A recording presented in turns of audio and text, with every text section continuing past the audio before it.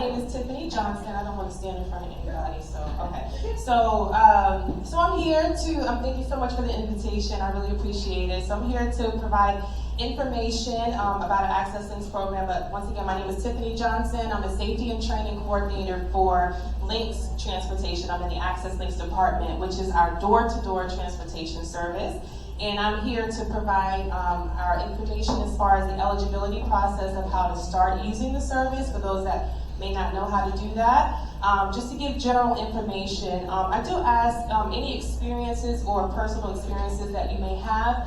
I'm not here to answer those today, but we have our customer relations department that would be able to take any concerns or questions beyond what I explained today. They'll be able to assist you. So once again, my name is Tiffany, and I'll go ahead and get started. Right? Or is everyone? No, go ahead. Why don't you talk about what you're going to say about access? Yes. Okay. All right. So on your table, you're going to see brochures, applications as to how to sign up for the services. And everybody should have some on the table. We put about 3 per table, so if you're in need of more, I will be able to provide that to you shortly. So once again, I'm here to provide the information as far as Access LYNX, door-to-door service. It's basically, we run Orange, Osceola, and Seminole County. We run in 3 different counties. And it is a 24-hour, 7-day-a-week service that we provide within those 3 county areas, okay? So never feel like there's any type of transportation in the area. There is always a mode of transportation. I'm just representing the door-to-door transportation because there are a lot of individuals that are unable to access the regular city bus that you see, the larger city buses that you see out on the road. Either based off of either they have a disability, there's no buses in the area, low income. There's different ways of how to use the Access LYNX service. So we are here to be able to provide door-to-door service if needed. Okay. So, but I have cards as well too. I'm going to go a little bit further into how to use the service, how to apply, what to expect. I'll go ahead and go into that once I'm given the opportunity to. Thank you. Thank you so much. So we do have several people that have been using Access LYNX and other forms of transportation, and we thought this would be a really great opportunity for people to share what they've done. So I'm going to let you guys introduce yourselves as you speak, and we'll just start with Irene, and we'll work our way around. Susan and Michael are joining us via Zoom, so we're going to, they're down at the beach, but they are willing to come and talk. We thank them so much for being here. So let me introduce Irene and Zach and let them tell you a little bit about how transportation works in their lives. All right, my name is Irene, and this is my son Zach, and we're in Volusia County. In Volusia County, we have VOTRAN Gold, which is Volusia Transport Gold, which is like paratransit. If you are disabled and unable to access the regular transportation in our county, or you're elderly, you can take that. And Zach did that for several years. He ran across the county or within the neighboring cities. Then they have VOTRAN, which is basically Uber, a ride share. And now we're excited because we have SunRail has come to the land. So Zach's able to take VOTRAN to SunRail. So I'm not sure if there's a direct question or if everyone can introduce and discuss it. Good evening, Dutch is my name, and this is Anna. And Anna's been using Access LYNX for probably 10 years. With her first job. Say all that again? Okay, so anyway, we've been using it for about 10 years, and notice how it changes your life and how it helps you. Well, this is my first time anyway, so this is something new. I used to do this when, Just like you were telling me in the corner, Anna. Tell them where do you take Access LYNX to? So I have a new person now, but I want to say his name. But anyway, I came to meet, he works at SeaWorld, and I came to see him both different days. So he was there, and then he comes to see me, and then I come to see him on 2 different days. So it's kind of really cool to see that experience. That. So yeah. Where do you guys see each other, Anna?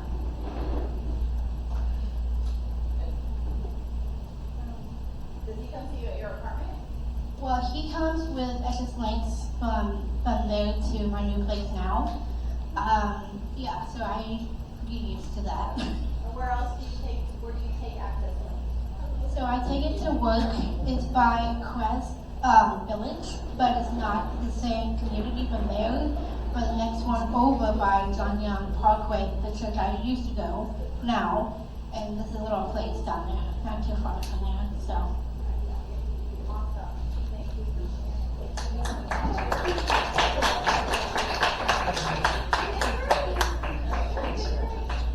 Fantastic. My name is Patricia Tice, actually Dr. Patricia Tice, and I have a PhD in transportation. And for the last 22 years, I've had this glorious girl next to me. Mom! Go, Katie!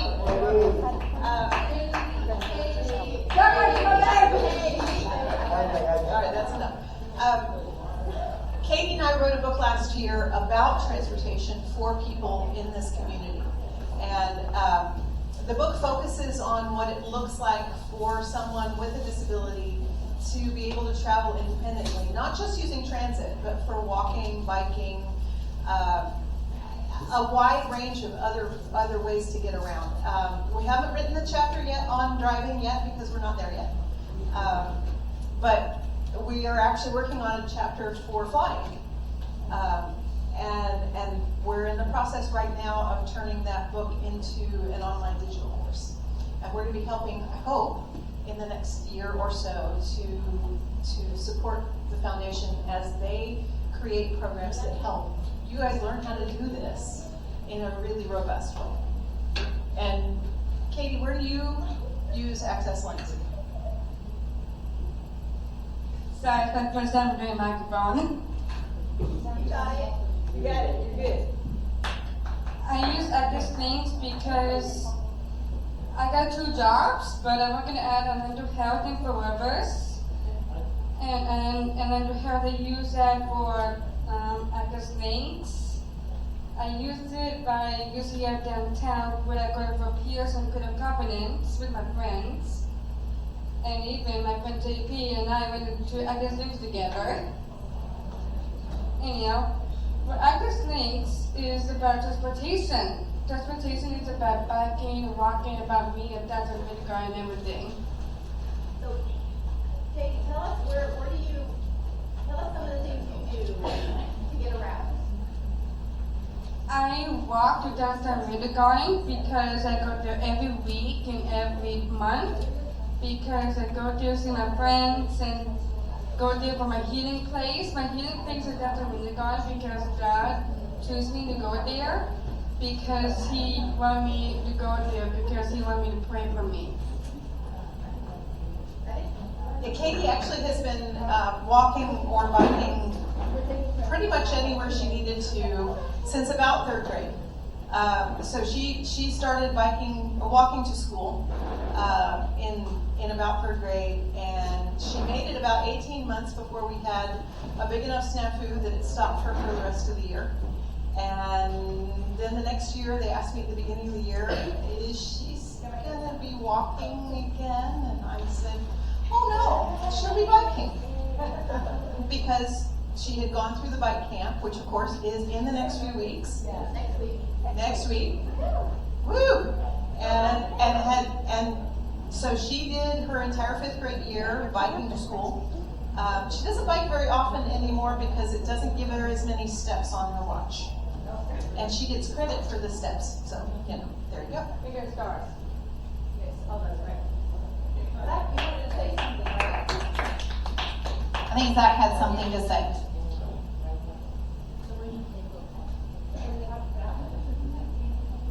Okay, when I use transportation, I've got to book a loans, and I take my other transportation to go to the SunRail, to the SunRail station, meet and to see my girlfriend at Midland, and they come to see me, and because of that, I use bovine, is another type of transportation, disabled, and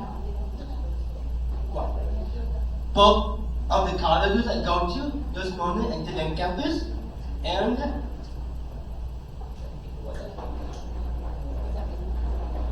cross country to go to my job. I work at the VOTRAN 24 hours at the Tony Beach. And that's all there is, that's it. And I would just like to say, from the parent point of view, my husband and I both work full-time, and if Zach had mastered the ability to get himself to and from work, it would have impacted him. He wanted to go to take college classes, and his girlfriend's mom is retired, and she was able to transport her daughter, but he could not have attended if it wasn't the fact that we had confidence that he would go there on time. He uses the apps, he calls in for appointments at the app functions, he's able to get to the SunRail station, and from the SunRail station use the app and get a ticket, board the SunRail, watch the stops as they go, and be able to meet up with somebody in another county. So it's huge. It has enabled him to do all the things he wanted to do, and if he didn't have transportation available to him and the ability to use it, it would have, greatly impacted the things he's able to do now. So it's important, if you're not doing transportation, to consider not just for the individual with Down syndrome, but clearly it takes a big load on the parents too. So we have Susan and Michael, you're on. Hi, this is Susan Lindsay and Michael Lindsay. Michael has been using transportation for, I think since he was 18, he's 28, so 10 years now. We started our journey just by using Uber and Lyft because I didn't really know much about Access LYNX, and I had heard such horrible things about it. I didn't go there. But as things got farther away and Uber got more expensive, and then he got a job really that needed, steady transportation. He does use Access LYNX. He used it to go to his job. He uses it to go to social events.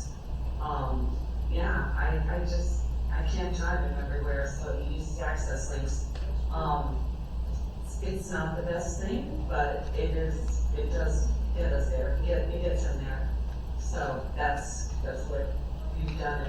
He still uses Uber and Lyft occasionally, if too far, or if it's just very, very inconvenient for Access LYNX, we will just spend the money and get him home properly or quicker or whatever, if we need to.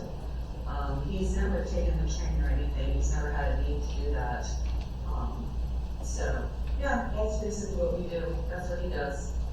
And we've probably been using Access LYNX for 8 years. Club isn't too for 20, 21. Michael, do you want to talk about how you use transportation and how it impacts your life?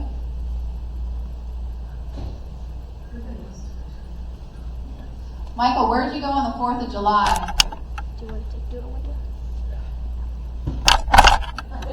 Did I embarrass you?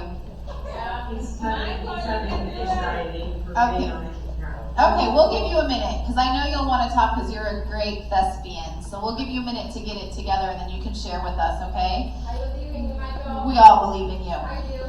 So we wanted to bring the panel together because one of the things that we are learning as we grow as a foundation is our young adults get out of high school, and then what is there for them to do? Wait for mom and dad to drive them to all their awesome social engagements, right? Or to work.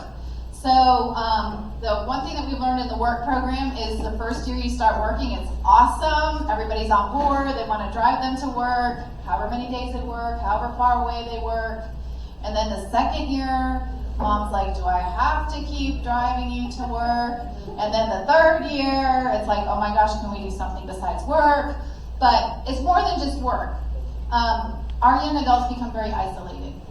And I think one of the things that we heard, and I think we should hear them talk a little bit about, or parents can talk about, is it's not just if you're working parents. I think it's a great option for working parents. It's really giving your young adult resources to be independent, because we are not all going to be here forever. So if they don't learn while you're here, who's going to teach them when you're gone? And then what are they going to do? Are they going to sit somewhere and do nothing? Or are they going to go meet their friends and their girlfriends and go to 4th of July parties and meet up with friends downtown and have a job and be able to be the productive people that we know that they can be, because we've invested these 12 years of school and then all of the training to have jobs. So as much as this is for them to start thinking about using transportation, it's also for us parents, and I put myself in the same position, to start thinking about what are our concerns and how do we overcome them. Because one of the things that we say a lot at the foundation is a lot of times the biggest limitation is not the DS, it's the MOM or DAD. I think if you listen to the people that have been using it, they probably can all talk about their hesitation at the beginning, but now a lot of these young adults are using the apps themselves. They're making arrangements to go to parties and to go to places and to go to classes and go to jobs. So I think besides just saying that we use it, and I don't want to bash anyway, access links, but there's hiccups, because sometimes failure is the greatest opportunity to learn. We have a great story about Katie and the buses downtown, but it was a way for her to learn. So do you guys want to talk a little bit about maybe a challenge that you've overcome, including fear of letting your young adult go? When Zach took a job at the Daytona International Speedway, we had to discuss safety. We had to discuss the fact that perhaps someone with Down syndrome would be a target, and so that led into our confidence to allow them to go on transportation. So what were some of the things that we taught you when you're on public transportation?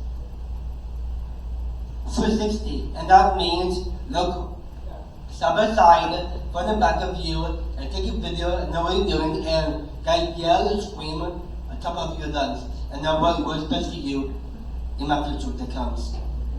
So if you understood that, we taught them awareness. So 360, my husband always says, it's not just necessarily who might walk up to your individual and be a target. They could be behind you, they could be all around you, but allowing him to go where he does all his own bookings, and VOTRAN did not have an availability. He didn't want to bother me, and he decided to walk 3.5 miles home on a rather busy highway. So it gave us a great opportunity to discuss. Perhaps it would have been much better. We would have loved the opportunity to drive him home instead of having him walk. He made it obviously fine.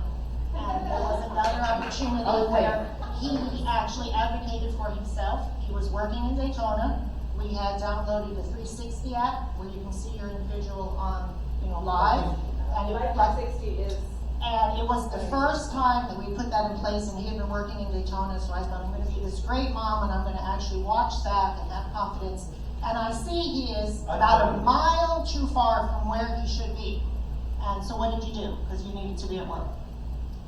Because I was running because I need to punch in the checkpoint, and then I finalized, I got security on the golf cart, and they got me, and then I punched in already. At 7. We told him, look for security, look for somebody that looks as though they're in a position of authority. He found a guy in security on a golf cart, showed him his tag, and said, you have to take me to the gate. You have to, I can't walk, I won't make it that far. And they obviously did, and he made it. So it's the constant experiences. It's not always, easy, but each of those got him. I thought, how fantastic. He advocated. He didn't call me. I'm watching, and I'm thinking, well, he's not running this fast. He was on a golf cart. And when he got there, I said, Zach, are you at the Seminole gate? And he was like, yes, I made the guy in security bring me here. So, yeah, they learned, obviously, stuff like that. Anybody else?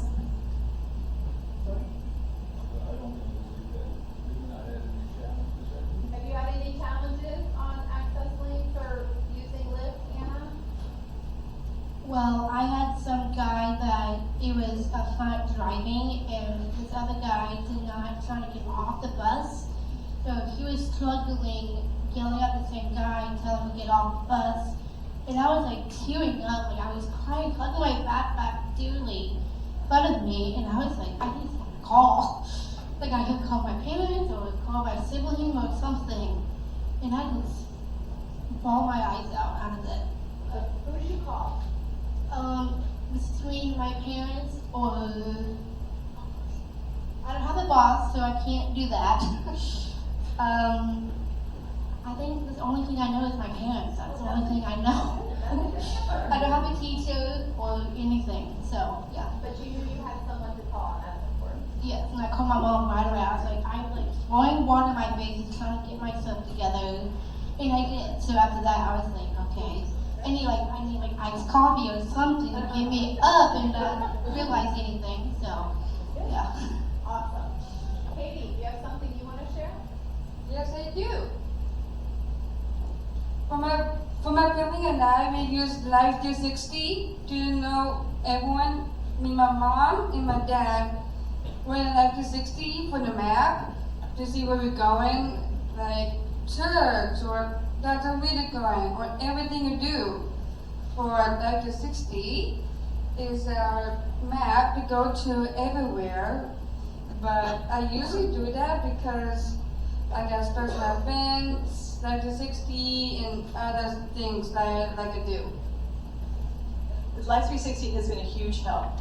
One of the things that I've just been writing about this over the last week or so, and the conclusion, it hit me a few weeks ago, especially after we had a really interesting event that happened getting Katie to Pierce. We had tried to have her take the bus from Winter Garden. I put her on the bus in Winter Garden, had her come downtown. She knew where the circulators were, the limo circulators in downtown. And she got on one of the circulators. It was the right one.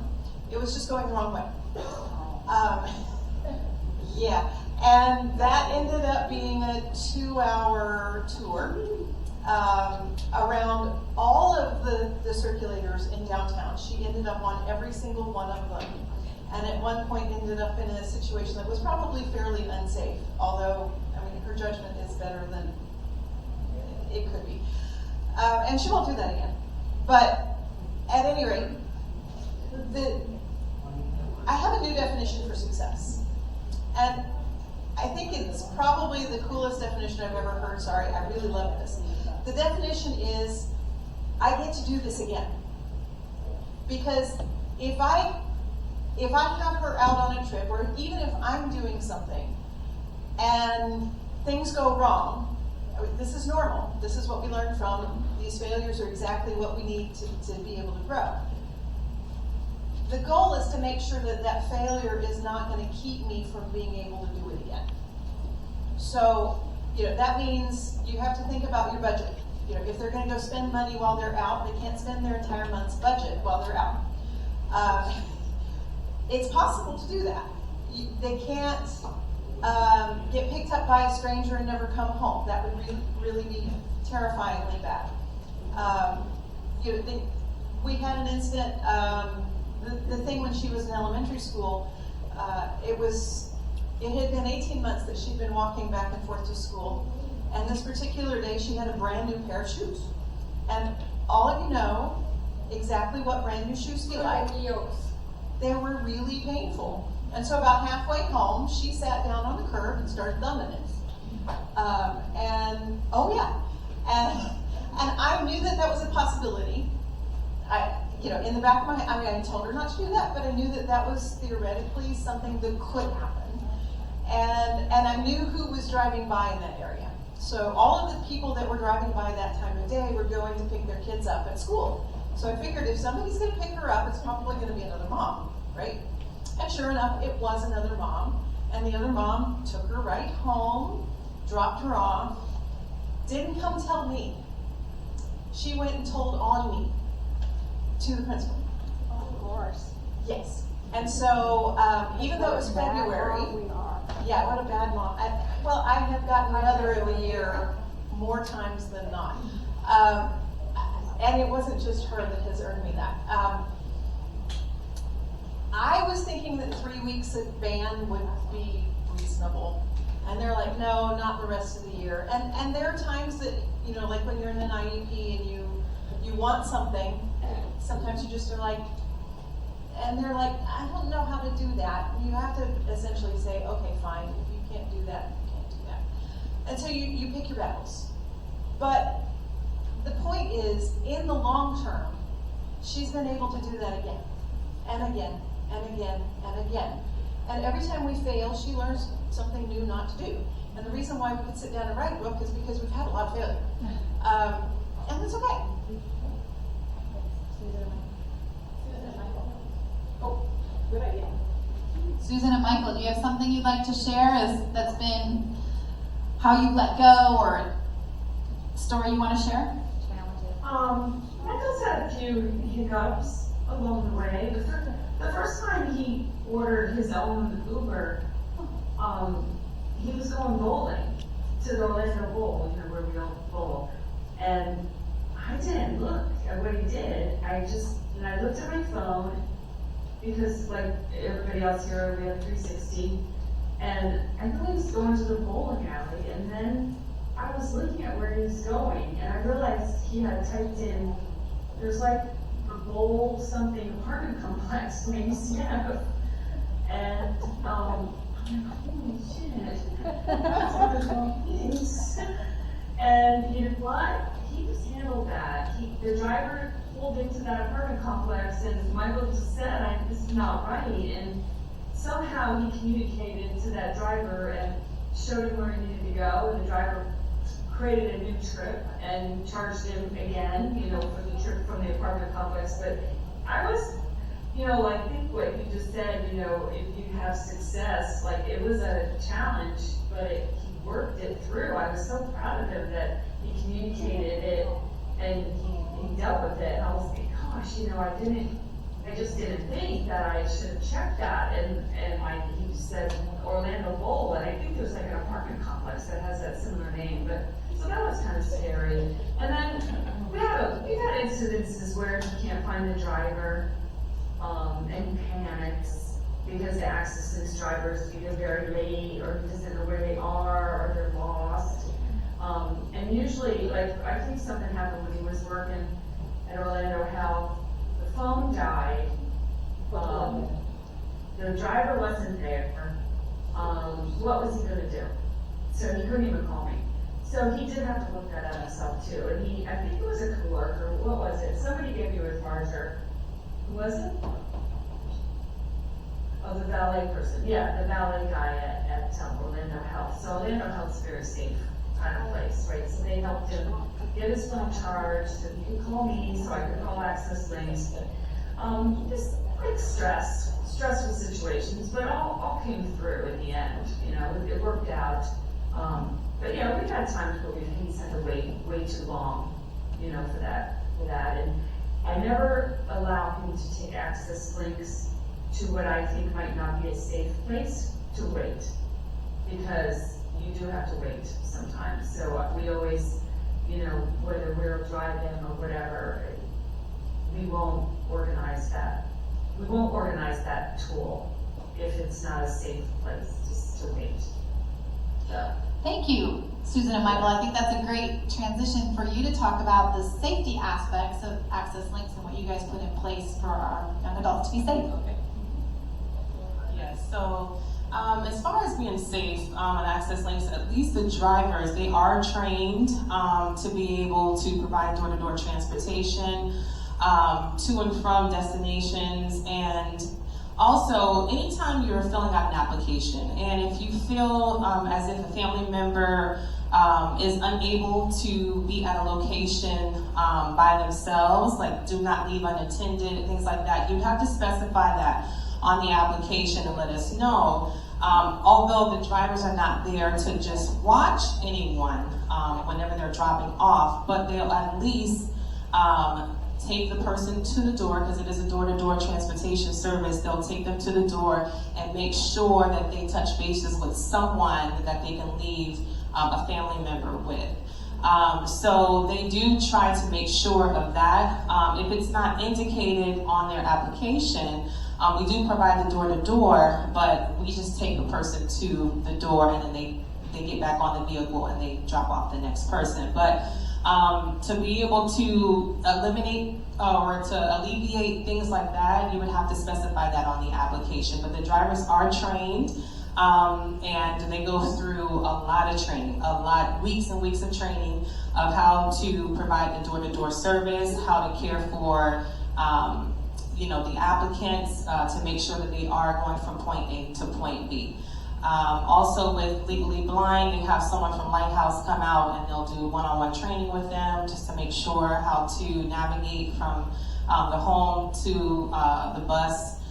There are certain aspects that are in place where the drivers, they're not allowed to, assist anyone in and out of wheelchairs, things like that. So they are trained to be able to keep safety first. And also with the vehicles, they never leave their vehicles unattended. They have to make sure that they have to keep an eye out on their vehicle while they're transporting anyone. So, for example, they go and pick up someone, and they have a few people on board. If they go to a dialysis center, let's say, or a nursing home or a school, they'll go instead of door to door, even though we provide door to door, depends on the surrounding. They have to make sure they assist the person off the vehicle, but they also have to keep an eye out on the bus just to make sure that everything is okay with the bus. So they're trained to be able to keep an eye out on the vehicle, but also make sure that whoever they're transporting is being transported safely. So that's another way of that they keep safety first. Also with driving, anytime that they are driving anyone, they have cameras in the vehicles. They make sure that if there's any issues or any concerns that happen on the bus, because it is public transportation, you're transporting, everyone, and so they have cameras on the buses. They run 24/7. They trigger anytime there's any halts, like with the brakes, or if there's any accidents, God forbid. But there are cameras on the vehicles, and also the drivers can manually press the camera in the vehicle if there's any altercations or anything that's going on in the vehicle. So the drivers are trained, all around to be able to keep their vehicle safe and the passengers safe as well. You want to talk a little bit now about the application? I know they fill out the application when they come to you. Kristen, use the microphone. So I was asking her if she wants to talk a little bit about the application process. You have the application in front of you. You have to get a doctor's note, I believe, and then they do an assessment and a training. So do you want to talk about that? Yes, so our applications, they're in front of you. Like I said, if you all need any, I do have extras. You can see me after the meeting.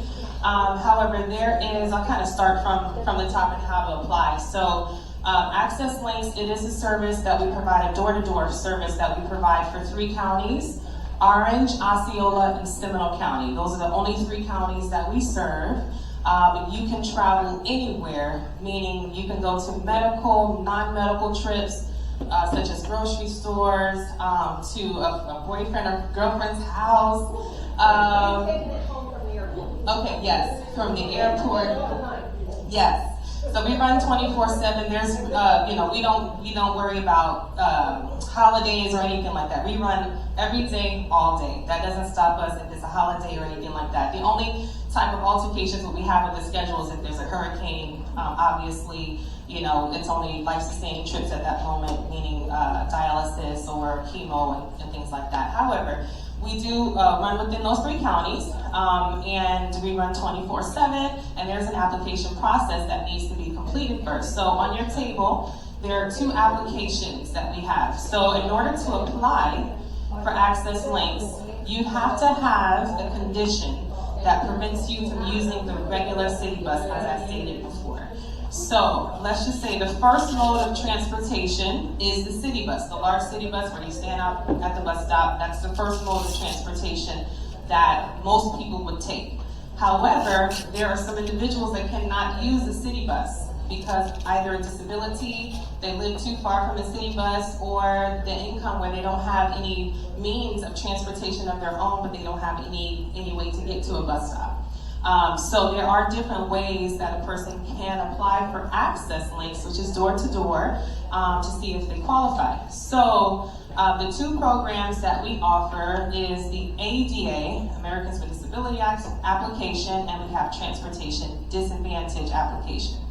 So with the ADA application that you have on your desk there, in order to apply for the ADA, you'd have, the only stipulation that you have to have, of course, is a disability, or you're over 80, of course, and so over 80, you are disabled, and I believe that's it. So as long as you have either one of those, you would have to provide supporting documentation of that. So the ADA, if you're applying based off of a disability, it doesn't have to be physical, it can be cognitive, it doesn't matter. As long as the doctor specifies that on the application, then we will review it. Of course, there's a demographic page with your name, address, and all of that. Questions to see how you can use the regular city bus. Can you read signs? Can you stand at a bus stop for this amount of time? Yes, no, you check, yes or no. You go through the application process, and then there's a medical verification page, which is the last page of the application that you see in front of you. You would take that to your doctor. The doctor specifies your condition. Yes, this person is disabled, it's permanent, it's temporary, because there's people that use Access Links that has broken limbs, that don't need transportation that often, they just need it because they can't get to and from doctor's appointments. So the doctor would specify that on the application. Of course, you sign and date it. The doctor provides their license number and signature. You would submit it to our department. Once we receive it, it takes 7 to 21 days to process an application. Okay, so they review everything, and then they also, there's a part 2 of the application process, which is called a functional assessment, okay? So there's 2 parts of the application. First, the paper copy, submit. You wait for a letter to be sent to you saying, hey, we received your application. This is the next step. And you would call us, and we set up a one-on-one assessment for you at a third-party company called Select Physical Therapy. Okay, we partner with them, and you would be seen by a licensed physical therapist for 1 hour, and they do a cognitive and they do a physical assessment of your abilities to see what the person's able to do or not do. They document everything, and they send it back to our department for us to be able to review, to let us know, yes, this person, yes, has a legitimate disability, because anybody can write anything on an application. Okay, let's just clear about that. So once the physical therapist says yes, everything is good to go, we review everything, and we say, okay, the person is good to go. Once you are approved, okay, you're approved for 2 years. So 2 years, you would be able to use the transportation service as non-emergency transportation, so you can't call the day of, but you have to call at least the day before 5 p.m. to book your trips, okay? You're able to have someone travel with you free of charge, like a personal care attendant.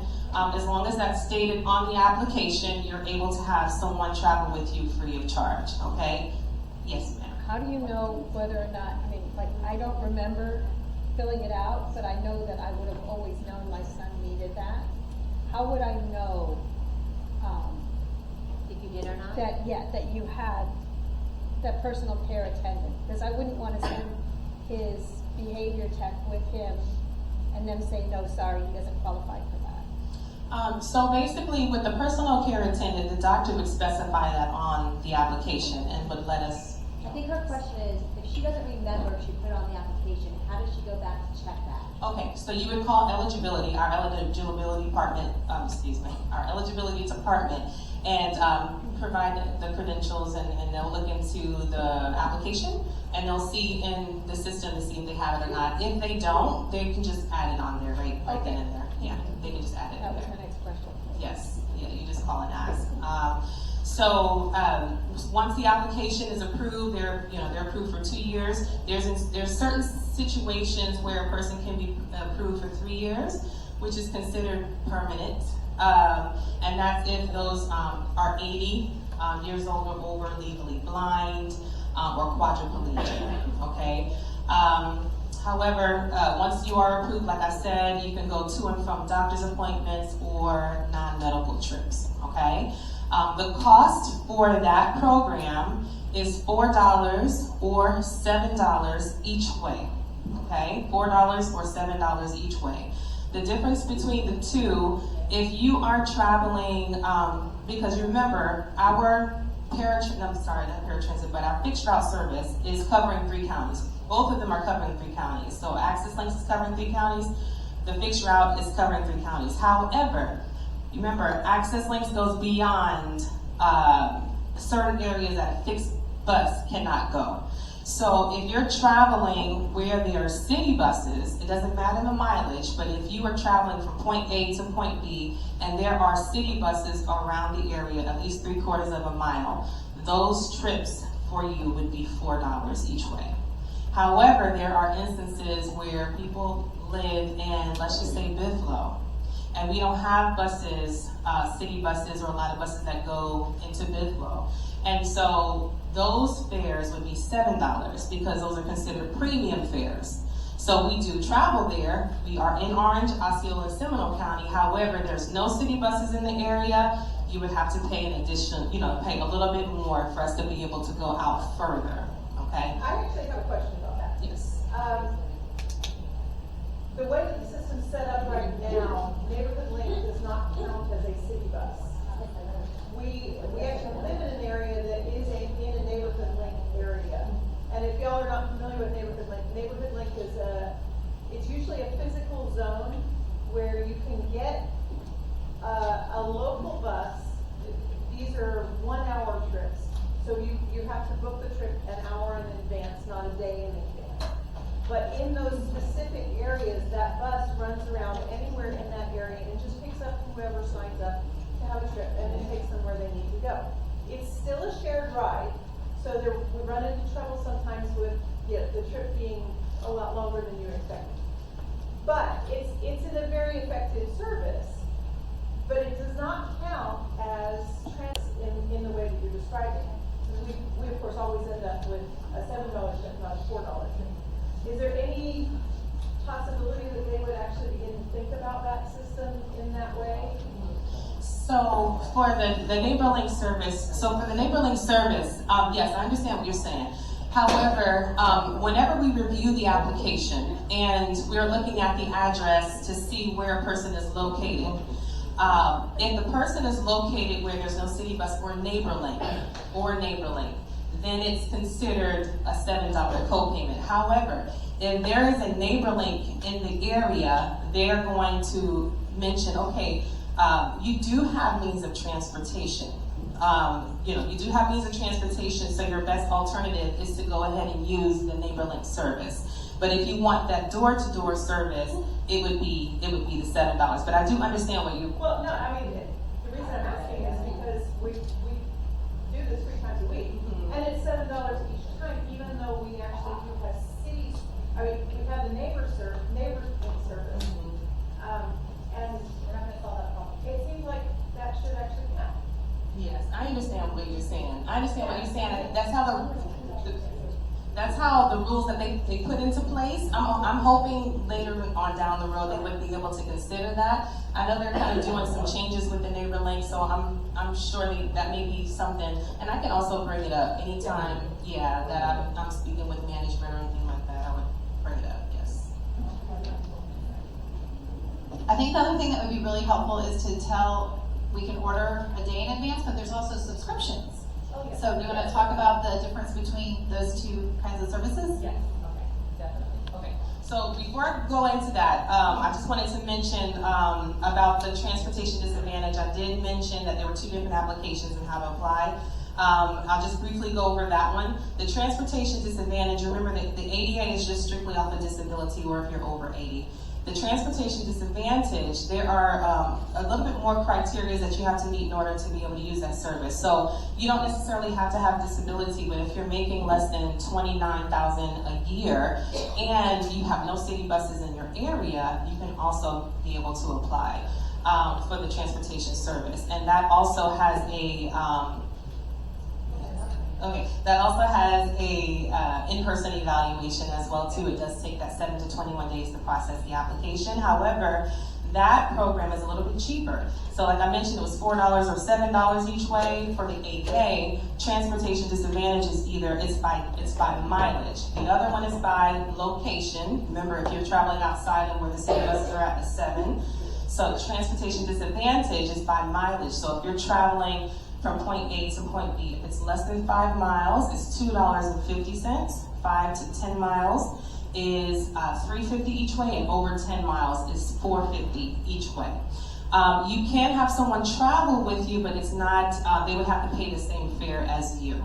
Unlike the ADA, you get a free personal care attendant traveling with you if needed, okay? So that was the other one with transportation disadvantage. I'll answer your question. Real quick, yeah, the 29,000, I hear that, yeah?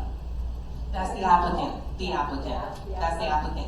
So in a situation like that, if they're not working, they're living at home, they don't have a job, that's fine. It's just that we would basically need a letter from the parent, guardian stating, this person lives with me, I provide, the living expenses, rent, everything is paid by the parent or by the guardian, and they have no means of finances. And you,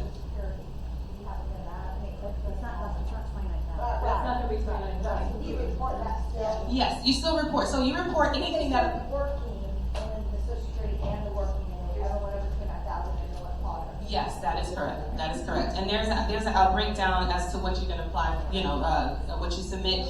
So your tax returns, paycheck stuff, Social Security, all of the above. You would just provide that. And there's people that apply for transportation that don't have anything. So they call in eligibility and they ask, okay, well, how are we going to do this? They have no income. We let them know. Just go ahead and write a letter on their behalf, letting them know that they live with you and their expenses are paid for by the guardian, and that's good enough.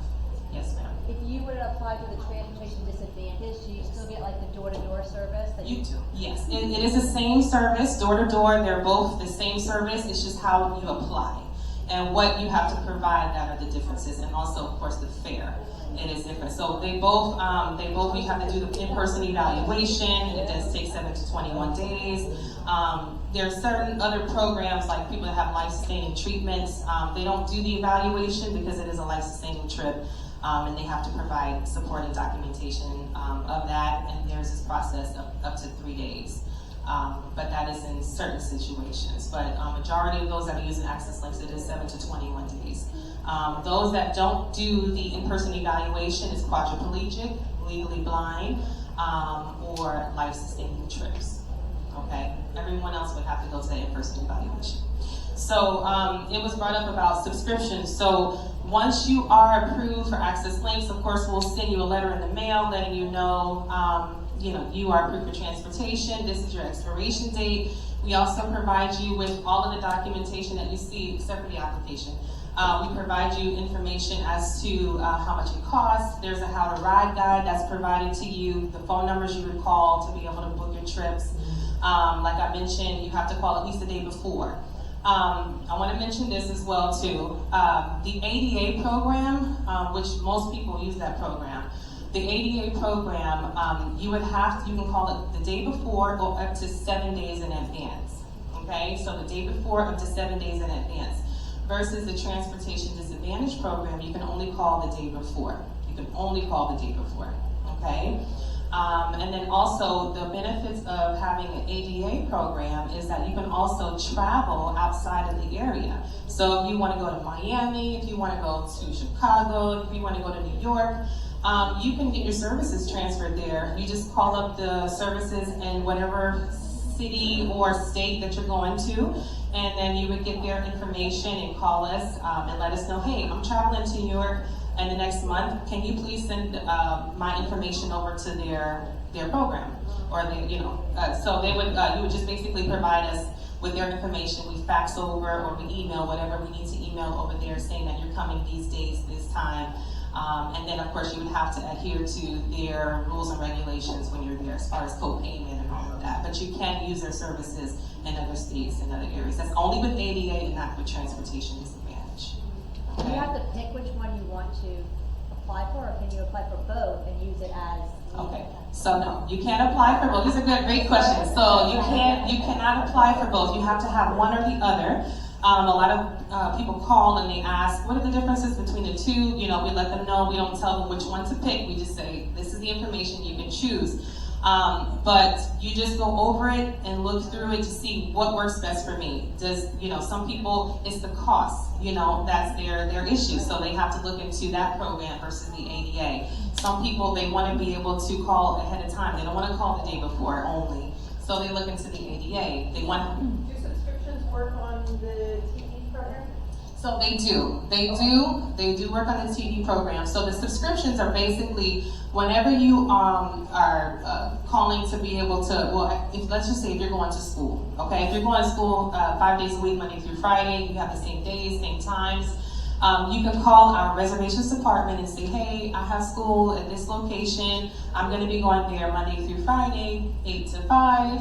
And they'll go ahead and set it up in the system to where the trips will generate each day. So you don't have to call. You don't have to call the day before every time.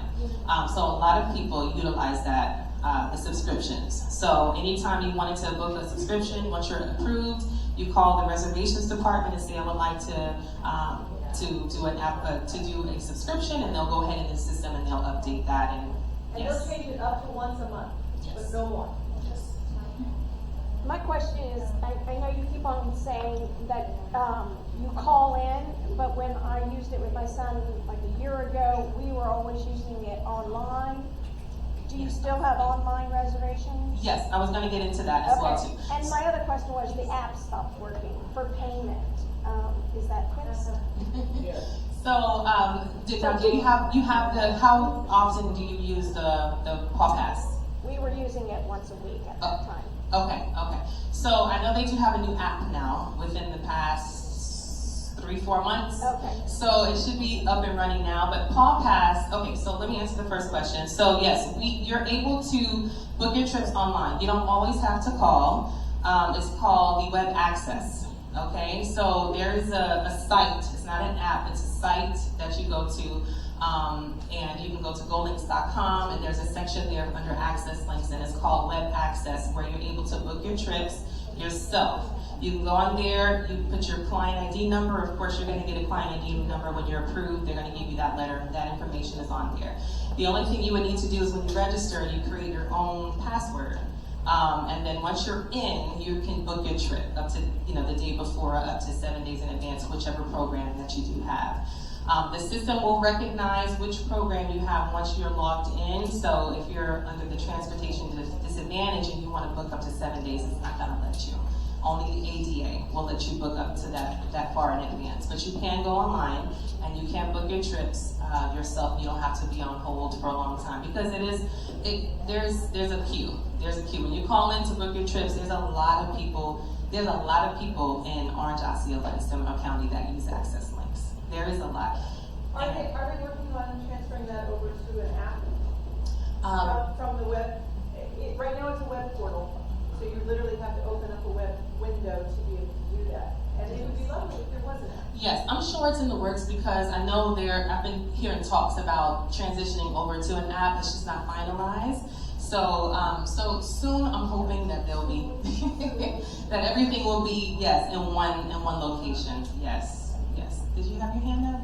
Yeah, I have a question. I was concerned about, I hear stories about them getting to work on time. Because they can have a 2-hour bus ride and get to work on time. I used to ride things from 3 or 4 to my mom to work. It was a long ride. So how can we, work that out so that our... In the 12 weeks that Katie's been going to work, we've had 1 day out of those 12 weeks that she's been late. That would be 30. I'm in Seminole County. So is there one that's better for work than the other one? So no, it's all the same system. It is all the same system. It's a shared ride. There's no bus that just picks up in Osceola or Seminole. So what they try to do is that they try to keep those buses in those areas. However, you remember you have people, and I'm not making excuses for anybody. Everybody can do better in our department. The drivers, getting there on time, and things happen. They're new drivers. Sometimes the app is not working. Sometimes the GPS is not working. They have to call. They have to pull over. So there's a lot of variables that happen. But they try to keep the buses closer to the counties that they're serving. But there's times that they have to cross over into other counties because either the bus broke down, because things happen. The big buses or the little buses? The smaller white buses that says access links. What about people who you see, they actually take like a car? Yeah, so we do have other providers that do provide transportation for us. The thing is that it's not guaranteed what type of vehicle you'll get when you book your trip. Previously, we were able to get people on U-Serve. I'm pretty sure people have heard of U-Serve, and but they kind of gone away with that. We still have U-Serve, but we can't guarantee you the type of vehicle that you're going to have. So yes, there are vehicles that are just regular vehicles, as you see out here. However, they come out and they identify themselves to let them know they're with Access Links, and they ask you your name. And also with those, at least with U-Serve, they text the person and say, hey, I'm in this vehicle. This is the plate number. This is the name of the person. Yes, Yeah, yes, exactly. There's a lot of It's called U-Serve, but the thing is that it's not guaranteed if you have that vehicle or not. You won't know. Yes, You won't you won't know. They just show up. Yeah, they just. It's Well, a I'm vendor. more concerned that they go from the house to work and they don't sit on the bus and stuff. So it is a shared ride system. So there's people on the buses, and I understand what you're saying. It is a shared ride system, and there are times that you're on the bus a lot longer than normal. But also keep in mind, what we've noticed is if anybody that tries to apply, or at least book a trip, if they book a trip, a lot of people don't realize that you have to provide the time that you need to be at your destination versus the time you want to be picked up. Because what they're thinking, transportation on our end, is thinking we need to get the person to the destination on time. So if you're saying like you need to be at work at 8 o'clock, and you know yourself that it takes you 30 minutes to get to work, instead of booking the trip and say, can you pick me up at 7:15? Then they're gonna try to pick you up at 7:15. When you get to work, that's a different story. You see what I'm saying? So you have to let them know they're focusing on the time that you give them. So if you want to be picked up at 7:15, they're gonna pick you up at 7:15 within that 30-minute window. However, You won't get to work on time. so that's why whenever you book the trip, we tell everyone to tell the rep the time you need to be at work.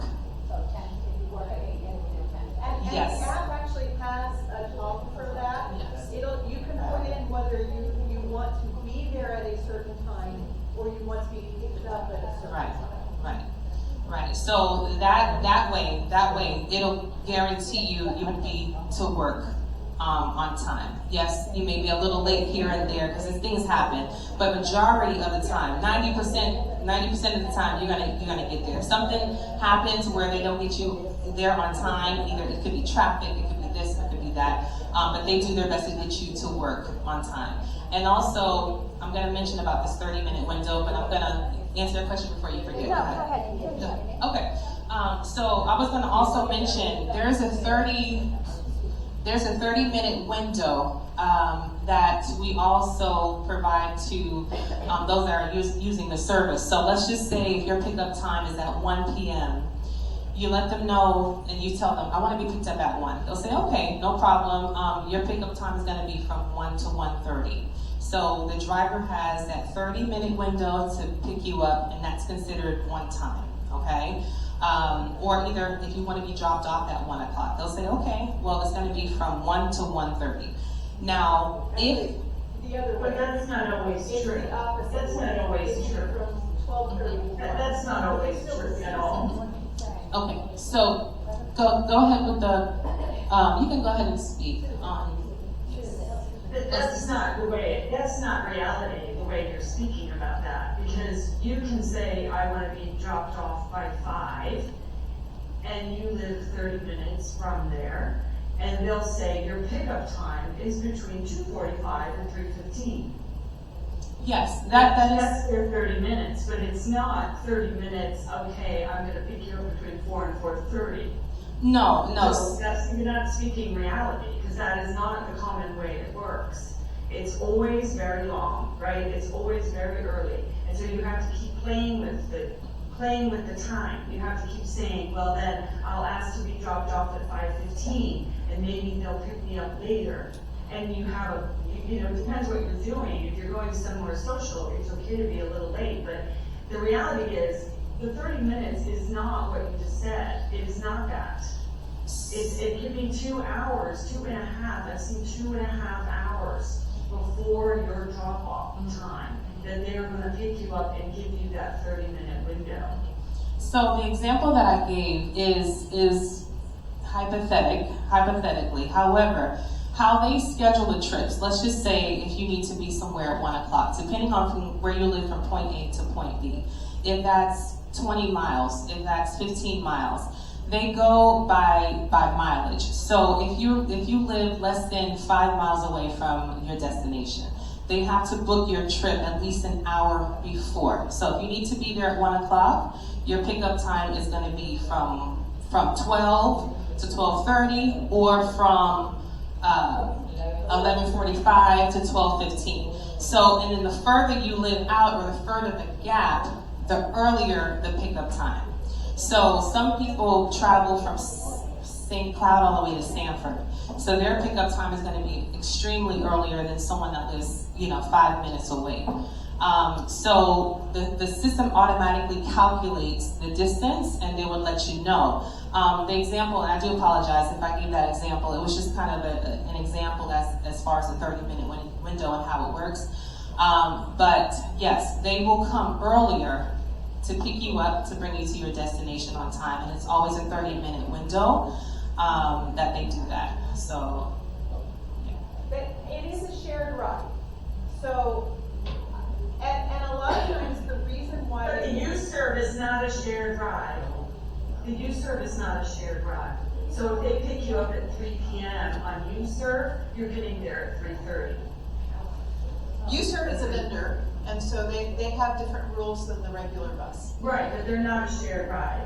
I don't know, does U-Serve do shared ride as well? Most of the time it's the individual. Most of the time it's individual, but they can actually do shared rides on U-Serve. I've never seen it.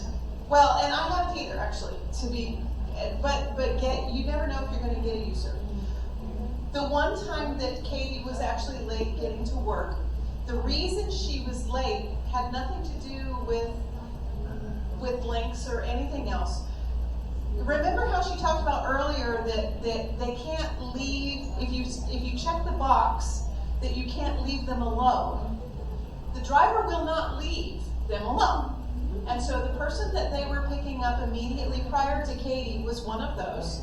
And we could actually see where the bus was sitting, and it sat there for 45 minutes waiting for her. She was scheduled to be picked up on a regular time. But because they were waiting to drop off someone else, there was no one there for them to be there. They couldn't come pick up Katie because they couldn't leave that person alone.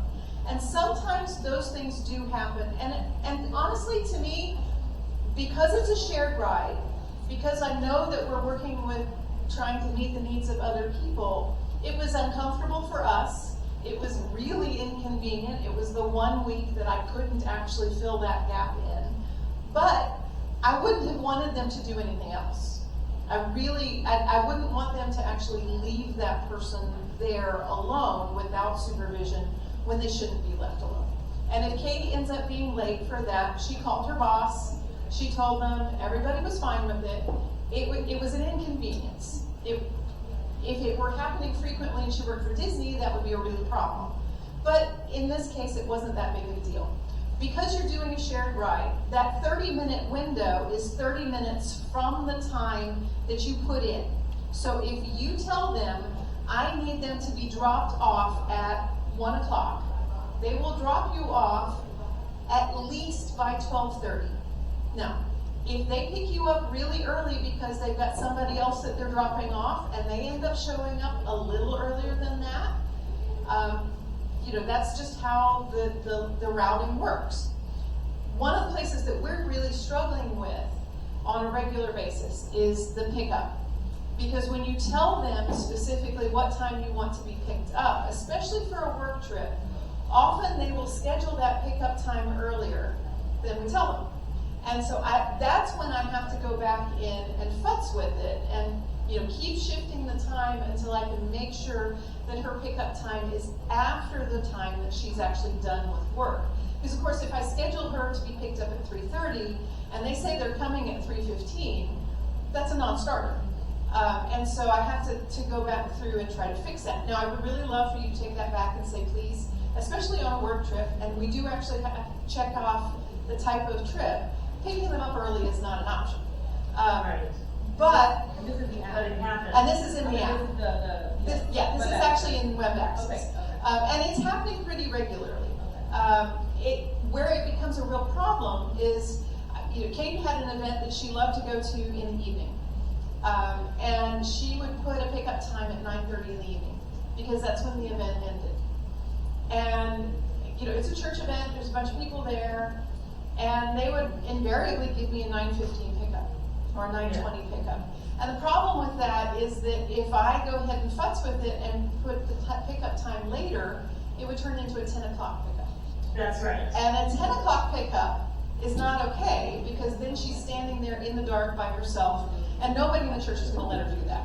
So she had to leave the events early frequently, because those pickup times were always just a little earlier than they were supposed to be. Okay. And so that's something for you to take back. Definitely. But we experience the same exact thing all the time. That's a common thing. Okay, we're gonna shift to some questions. I think one of the things how many rides? It's a lot of rides. How many rides do you guys do in a month? Yes. About 2,500. 2,500 in a month. That's not right. I think it's much more. No, I'm thinking about applications. I'm sorry about that. So no, it's thousands. Yeah. Thousands. Yeah. Do you remember the number? Hundreds of thousands. Yes. Yeah. 2,500 a day. How many? A day. No, so I think one of the things, it's easy for us as parents to think about 2,500. the issues, because they're real. They're real. If my child has to sit and wait. But I think we are trying to also talk about the big picture of, will they be able to have a job? Will they be stuck at home? I think a lot of you, if you had the choice of staying home or going to see your girlfriend or going to work and being on the bus for a while, would you rather stay home or be on the bus? Be on the bus. Would you rather stay at home or be on the bus? On the bus. Would you rather stay at home or be on the bus? What about out here? If you had your choice, Michael, would you rather go to work or stay at home? Go to work. Okay. Edwin, would you rather stay at home or spend some time on the bus? Stay on the bus. Yeah. JP, would you rather spend time on the bus or stay home? Which one? You want to go on the bus? Okay. So, yes. And I think it's also very important, Zach didn't want his mom picking him up. He has friends of those who's worked here 2.5 years. Nobody else ended their shift and walked out and waited for their mom to pick them up. So the independence that he gained, the typical type of feeling, they have events at his work, and he didn't have the experience and the maturity to go to these events, he would be waiting off to the side for his mom to pick him up. And that's not what they want. He's 28 now, and he's probably been 10 years, so small steps first. Yeah, I think we are talking about like baby steps. I mean, we talked about like just the simple thing of walking around downtown by yourself or waiting for someone to pick you up. I think using the navigation system, some of these things, social cueing and awareness. There's lots of pieces that go to this puzzle, but one of the reasons why we wanted to bring you this program is because loss of using your skills and isolation are two of the biggest things our young adults are facing. So if they're not working and they're not out meeting their friends and they graduate from high school and they're not doing anything, guess what? All that you've poured into them goes away. So it's... Remind them how much these trips actually cost. Oh, I don't know. What is the cost per trip? Last I had heard that each of these trips that we take on Access LYNX are about $56 for the taxpayer. So $56 for a taxpayer, $7 for us. I think the other thing that as a program planner with the foundation, sometimes we hear is like, oh, we would love to be to that, but we have another plan. Guess where your kids want to be? With you or with their friends? I can tell you, because I do T21. They want to be at T21 or 321. So this, and I think the other piece of it is you're not going to be here forever. And like I said at the beginning, if we don't start training them now, I mean, maybe they have a sibling that's going to be willing to take them around forever. I know Augustine's not. But I think it's just some of those things that we have to go move outside of that box. We're working at it as a community, and we brought Access LYNX here because we want to work with them as a partner. But what I want to do is open up the floor for some questions that maybe you guys have. Yeah, I have a question. I know there are two programs, TD and EDA. Both programs provide the subscription 7 days in advance, or? No, the TD only 1 day in advance. But ADA the is 7. subscriptions can be once a month. You can do the subscription. Okay. You can change subscriptions up to once a month. Okay. Any changes. And you know what? I would love to see 16 buses pull into T21 so the parents don't even have to drop them off, because that would be awesome. Okay, other questions? I want to ask you my question. For my son, he would have rather gone to this event, and he had to be there at 8:30. Now, it is 16 miles, so it takes me 30 minutes to get it. But for him to be there at 8:30, they were requiring a 6 o'clock pickup. Well, that is a non-starter in my world with him. So that's what, to me, that seemed 2.5 hours for a half-hour trip. And I know it's a share thing, but I mean, is there any way to get that? Because he would rather be independent and go both ways and not have me drop him off in the morning and then him drive. Then he takes it home. Right. So it's already preset that way, because they're factoring in traffic, weather, and that's how they book it out that far. It takes me 30 minutes. It takes you 30 minutes, but it's because you're not picking up 6 I other know. people. Exactly. So I think I go by the radius to the miles, because 20 miles or so, it takes a long time. I think they go by the radius. And the further you leave, the longer it's gonna take for them to get there. And not only that, I mean, we have, people that in wheelchairs and things like that, and they have to, they have to be able to accommodate as many people as they can within their route. Oh. And then there's times, there's times where a driver will arrive at a location and it's a no-show. They don't call, they don't cancel, so they went all the way out 20 miles and nobody's there. And they have to come back and they try to fight through traffic or whatnot to come to the next person. So it could be challenging, and that's why they add that extra time in there. But I understand from your perspective. I understand that it takes 30 minutes. And so basically, it just depends on where you live, and it also just depends on how many maybe people in the pipeline. I would say, think of like high ridership times. Like if it's like 8 o'clock in the morning when everybody's going to work, or 5 o'clock in the afternoon when everybody's coming home, the buses are full, right? So that might not be when you want to use public transportation, right? Or traffic, right? So, yes. How many, I know you're saying they're shared, so up to how many? She's asking up to how many people are on a bus. On the bus. So it depends. So on the type of vehicle. So we do have buses, but there's buses that hold less people, and then some that hold a little bit more. So the smaller buses, they can hold up to 12 people. Not smaller buses. The larger buses, 12 people. The smaller buses is 10. And then the smaller buses hold 3 wheelchairs, and the larger buses hold 4. Yes. But they're not always at full capacity. No, they're not always at full capacity. Yes. They're rarely. Right. The one that goes to the Y to drop off the senior citizens at 9 o'clock in the morning is full. The one that goes at 1 o'clock in the afternoon to pick some of them up is empty. So you kind of have to think about when you want to use what, and what is your return on investment. Your time, their time, you driving, them being able to go. There's lots of factors, but I think what we're trying to do, just moving forward, one of the things at the foundation is to do our work program, we're going to require everyone to at least sign up for Access LYNX. Because if you don't try it, you'll never know. And so we're actually where we're gonna try all different modes of transportation. There's the circulator buses downtown. There's the. And we'll try them all out. Yes, there's GoDTO, there's SunRail. I think as someone that runs T21, one of the things I want to say is your kids are so much more capable than you believe. They navigate the internet, their apps, their phones.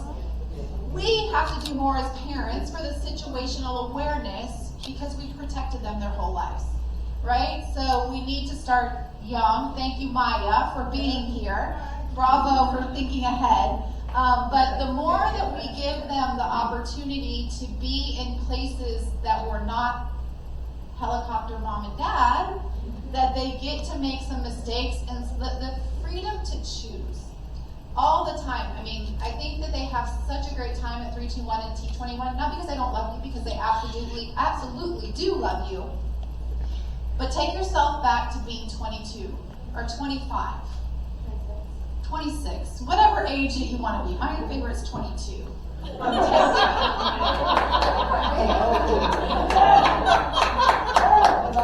ahead, Susan. I just wanted to add something to that because they didn't really touch on the money part of Access Links. You have the Paul Pass app where you buy your tickets, which the parent can do fully. So if you feel like your child is not very good with his words or communication, that is not really an issue because there's no money that has to change hands. They just have to show them their phone and show them the ticket. And a few times they know how to do that, but a lot of times people worry that they have to communicate with the driver. They really don't have to communicate at all with the driver.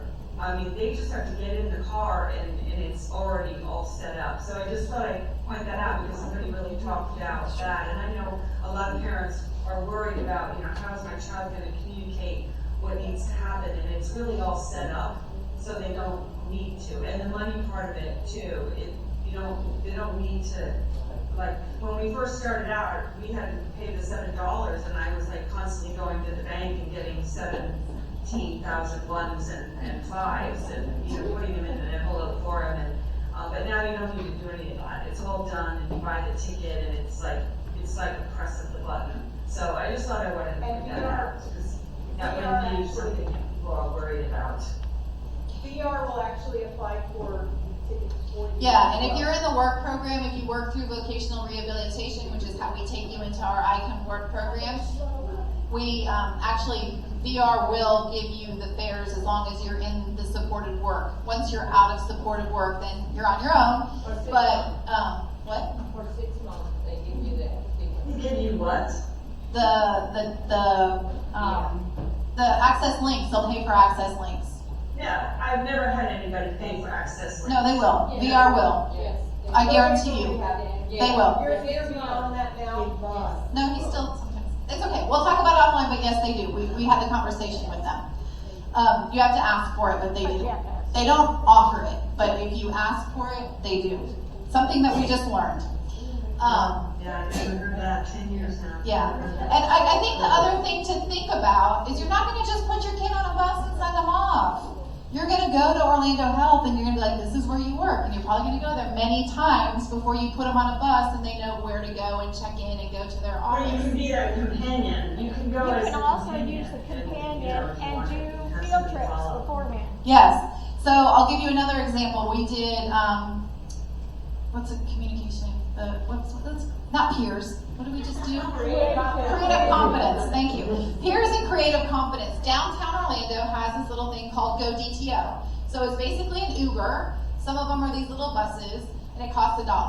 So there's 10 or 12 kids in the class, young adults in the class, and what we did is we decided we didn't want to keep going to Subway. They wanted to go to the, Mexican or pizza place down the road. So use the app, call GoDTO. One of the moms waited at the downtown campus. Another mom followed it. Another mom was at the restaurant where they were going, but they put the 5 kids in there and they went from downtown campus Orlando to a restaurant on Lake Eola. And it was success. So they had the tools to be successful. And one of the places they went to, this Mexican restaurant, also by Lake Eola, and the waiters and waitresses were like, oh my gosh, this is so cool. We just had like 10 kids or young adults with Down syndrome all come in without their parents. And they were so excited to serve them, and they had the best time. I think the other thing, that's one of the other things, I want to give some more questions, but stop, please.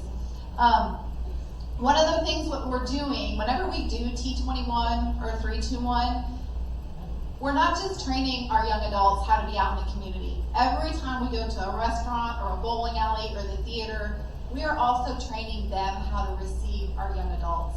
And they are very open, they are very receptive, they are very helpful. And so the more that we're out in the community and doing things, the more, and having volunteers, thank you for being here, volunteers, that come in and work with us, that's our mission.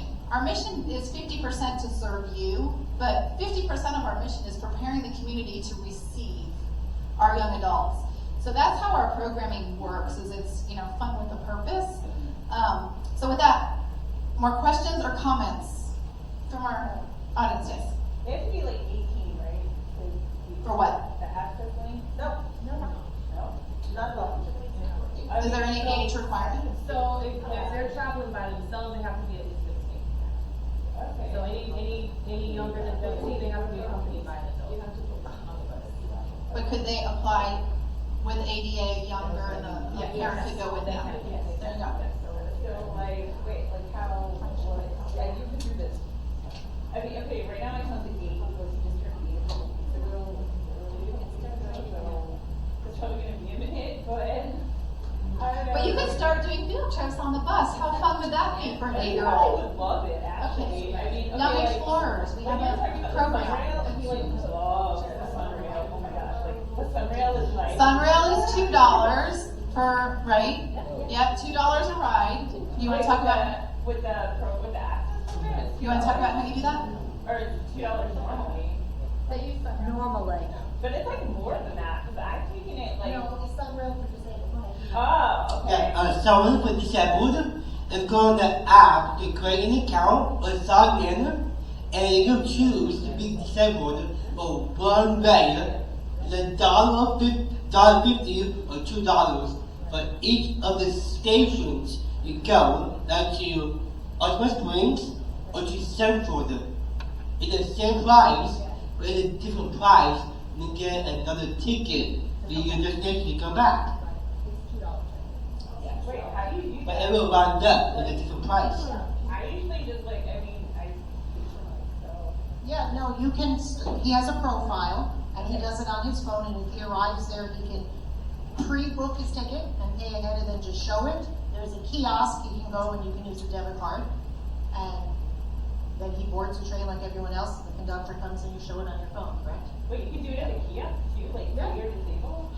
Yeah, but on the kiosk, But it would just be for my son though, but I would have to pay full price, right? You would be full price, arriving, and then you would put yeah, your with the full price, if you go on the kiosk and you purchase a single ticket, you have to click on disabled and say how much for one ticket is $2. And that's how you get on. And then sometimes you're gonna tap on, tap off, and then that's how you do it. And then you get off. It's just an issue. And $2, even if you're a full fare, it's far less than the mileage in your current driving. You can travel from North DeLand to Maitland, and it's $2, which is phenomenal. We've done that trip before, but the other way. I mean, we've done it like for fun. Because Nathan like loves the train, and he's like, train, choose your train. Like, it's like a fun field He trip. and his for girlfriend are everyone. going to get on in Maitland, and they're going to go one exit to Winter Park because his brother works at the fire department. And they're going to go and spend the day, and then they're going to get back on and go one stop, and then he'll travel back to DeLand. Yeah, it's $2 each way. And these are baby steps, right? You're not going to do it all at once. We never did anything all at once. Now, the other thing you need to know is if you qualify for the ADA program or the TC program, and you can actually do your trip on a regular city bus, they have a program where they will issue you a card, and any of those city bus trips are completely free. So let me get to that. Okay, actually, for the mic after she finished, but yes. it's called Access Plus. You have to have the ADA program. If you're eligible for ADA only, you're able to use the regular city buses for free. And not only that, you can have a companion travel with you for free of charge as well too. So just also keep that in mind. There are some individuals that feel like they have access links, but they feel like they can still use the regular city bus and they want to get out and get moving. They want to do, something different versus the door to door.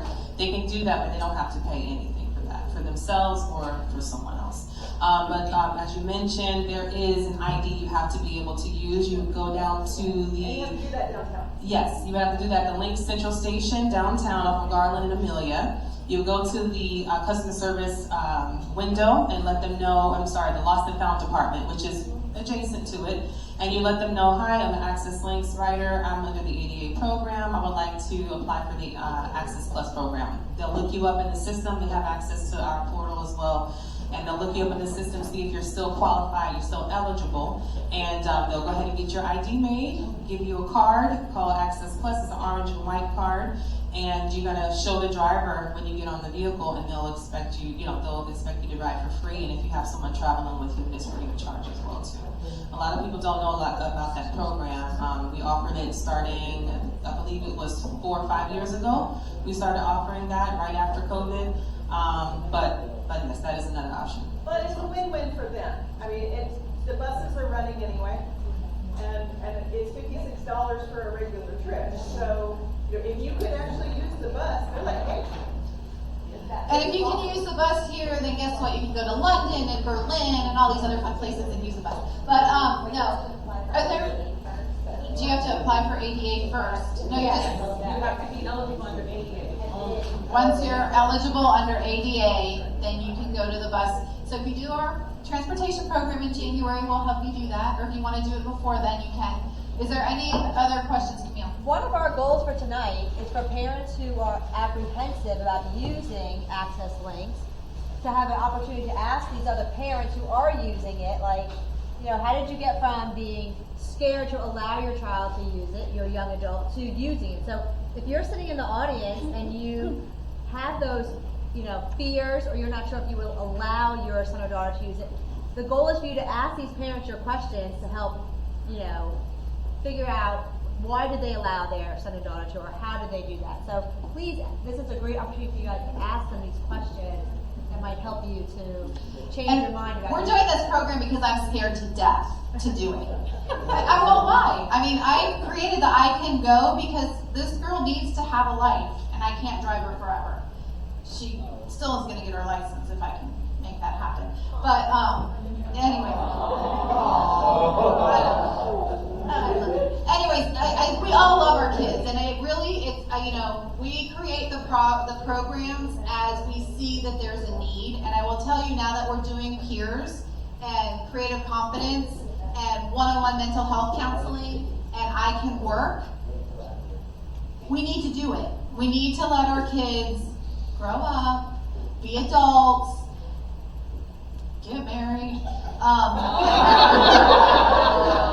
That's a long time away. She can't get married until she's 30. But there's all kinds. I mean, honestly, there's all kinds of things that we're scared of, and one of the reasons the foundation exists is to create a community of support. And so, talking with each other and learning from each other, and learning from the things that scare us to the things that the things that make us successful. We all are in different boats on the same ocean, but we can help each other. And that's what we hope that evenings like tonight and having people like this come and talk with us. And the other piece of it is becoming community partners. So, inviting Access LYNX here and us going out and saying, can we come do a training for you? Can we come talk about people with Down syndrome? Because that makes a difference too. If they don't have a lot of people in their ridership that look like our population, then maybe what we do is we go and offer a training to their drivers, right? Because that's what we do as a community. So, anyways, more questions, because we have I'm going to give it 5 more minutes because everybody likes to stand around and talk, and we need to clean up and get out. So, are there any more dying questions? Yes, Tricia. Mine is more for the application. Once I fill out the application and I get my doctor to sign it, I didn't really see a spot on here where I like mail it to somebody or drop it off to somebody. Yes, it's there. It should be on the first page at the bottom. Which application are you looking at? You drop it off. Okay, it's there. It's there. It should be able to see it there. Or you Trish, on this one is in this first page, on the first page. If all else fails, you can actually drop it off right there. Yes, you can drop it off downtown at the bus terminal. You can mail it or you can fax it. There's a fax number on the application as well. Don't forget to sign it. Don't forget to sign it. So I think it's on the front. It's on the cover of the application. Okay, she found it. Any other questions? Yes. I have a question, and it might be maybe niche, but I heard Susan say that they don't have to communicate. My apprehension is my brother's nonverbal. So, how we can see most of you are verbal, and that's great, but he is not. So that's one of like what I would be like very apprehensive. Okay, so for our non-verbal writers. So I want to make sure I understand the question. Can you repeat your question? Yes, my brother is nonverbal, Yes. and I know that somebody mentioned that they don't need to communicate, but like, how can I be okay and understand that he's gonna be safe when he cannot communicate at all? Okay, so there is a lot of our passengers are nonverbal. So the drivers are trained to be able to identify. They go to, so as long as the address is specified on the application, the driver will go to the address, to the door, knock on the door. They make every effort. Of course, if they're nonverbal, they'll point to the bus. Let them know transportation, whatever nonverbal, gestures that they can provide to be able to get a head nod or something. Now, it depends on the person because sometimes you don't even get a head nod. They're just standing there, and that's fine. But the drivers are trained to know, okay, this is access links. I'm here to pick you up. Do they have any sign languages or something like that? Is anybody can request for sign language drivers? So we don't have any drivers that do sign language. The only time we accommodate that is whenever they're doing the functional assessment appointment. There's people that don't speak English. They have to do sign language. They'll have an interpreter at the location to be able to provide that the service for them for the 1 hour assessment. So they'll have somebody doing sign language. Even when they're calling in to access links, there's a button that they select in order to speak to someone. But there's options out there. Now the drivers, they don't do sign language. However, we've never had an issue. I've never heard an issue where someone that's nonverbal was not able to use the city bus or use the access links to a door service. And I'm just thinking for the nonverbal, for your brother, if you're able to have a companion, perhaps if you, as a companion, gain the confidence and have cue cards and pictures on the phone, and at this point you're going to do this, and make until the point that you feel that they are confidently riding it, then you don't go the next time. Then you go again and make sure that the cues you put in place, they're actually doing it. And, follow along, follow behind, whatever, until you get the confidence, because they'll do it. There's a lot of nonverbal, I'm sure there's been nonverbal, because there's a couple of group homes in DeLand, and those riders are on VOTRAN, and, somebody put them on there with the confidence, but they've already practiced. And a lot of repetition, and for the family members to be able to show, like you mentioned, to be able to show them this is access links, walking out there with them. This is transportation. Yes, this is okay. You can get on a vehicle. And then like a field trip. You have a bus with them and showing them this is okay. This is where you get off, and just kind of teaching them on your end as well too. But we do transport nonverbal. There's a lot of individuals that use our services, so we feel confident that we'll get them from point A to point B. Real quick, I have a couple things to say, but Michael, did you want to say something? Were you ready to talk, Michael? Yes. Okay, what would you like to tell us? Transportation? Yes. Tell us why you like using access links. Why do you like access links? me, when I use access links, like when I was waiting for a ride at home, then sometimes it took forever. But I took user before I access links because I use that for implement only for work or somewhere fun, and yeah. So I have a question for Michael. Shannon Wendell has a question for you, Michael. Go ahead. Hi, Michael. Hi. I see Michael goes to a lot of the guide groups and stuff. I see him. And he's always very, and I'm sure like all three on the stage are as well. He's very confident in what he means. He does his app, does it, and pops out and takes his ride, and nobody even, like, you don't have to wait, he just does everything independently. So, Michael, I'm curious how long it took you to be comfortable when you first started riding. Were you immediately comfortable, or did it take you some time to get used to it?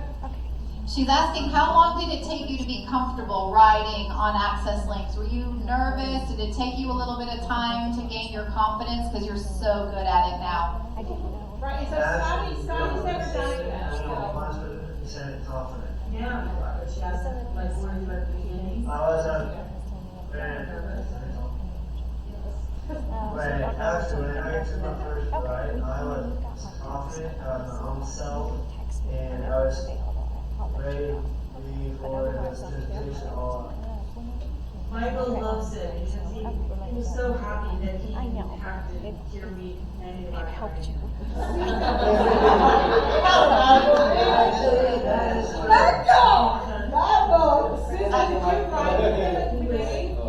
You were just so happy to be doing his own thing and leaving that house by himself. I do believe that. Susan, did you ever go with him?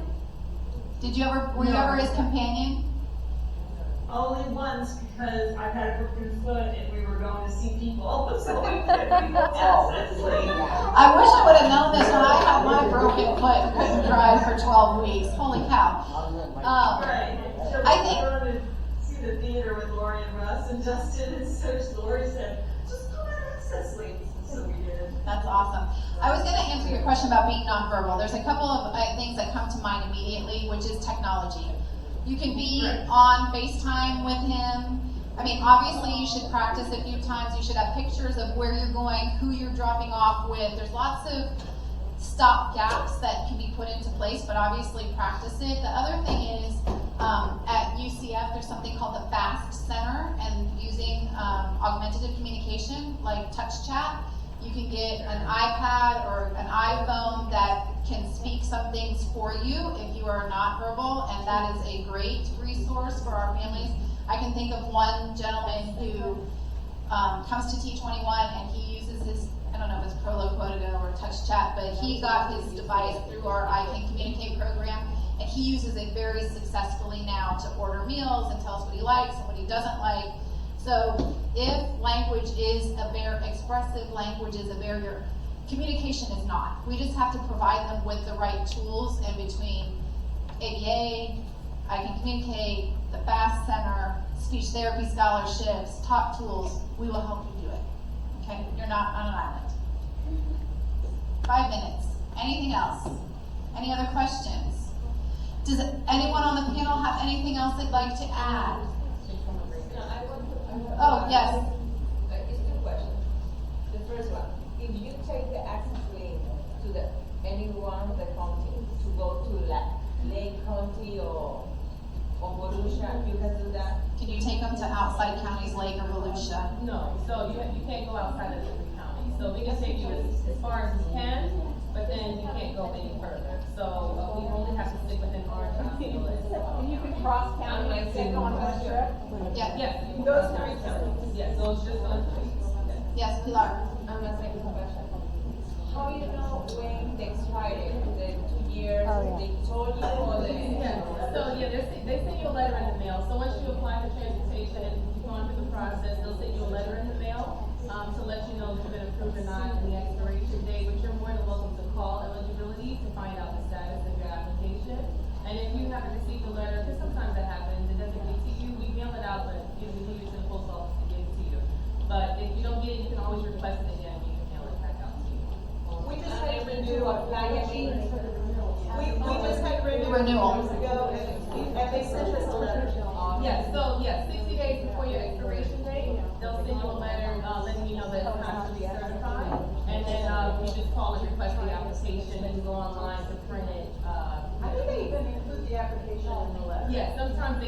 sometimes, but yeah. So, I hate to cut everybody off, but I do want to give our young adults that are riding, and I know there's some out in the audience. Who else has used Access Links that's not on the panel? JP? Edwin? Ashley, did you use Access Links? Yes, Ashley? yes. Okay. So awesome. I want first, give all yourselves a round of applause for just being here tonight. And I want to thank our panelists for sharing your experiences and giving us all the hope and inspiration that we will all be able to get out and moving in the community. For our young adults on the panel, Katie, do you have any final, short words? Do you have anything you want to say? Give her a second to think. Okay, Anna? I put you all on the spot. Zach, do you have anything? I don't want to. That's with the SunRail. But the only thing is, okay, I talk louder. But okay, the thing about one thing with the SunRail, if you download, have a mobile app, it's your ticket to get in, and they're scanning for you. Because you'll be on board of the train. He loves the train. Okay, Michael. Michael, do you have anything you want to say before we say goodnight? Actually, to be honest, I did the talking, but thinking, but looking for everyone to come, and I hope we're good. Awesome. And did you think of anything you want to say? You don't have to. I just want to say thank you to Christy because she did so many things for me.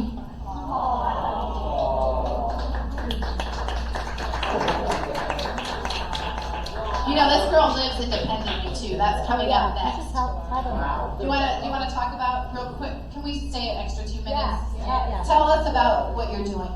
So I live in a new apartment now. It's by Lady Drive behind Maitland. So I live so I'm in the middle. So my siblings are 5 minutes away from me. And my parents are now 7 or 10 minutes away from me. But who lives with you? Myself.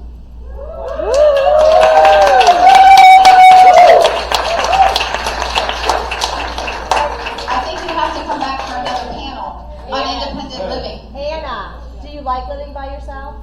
Sometimes I do, yes, but I live with you. For my first night, my dad was at home and my mom came. And I didn't know my mom was coming, so I didn't know.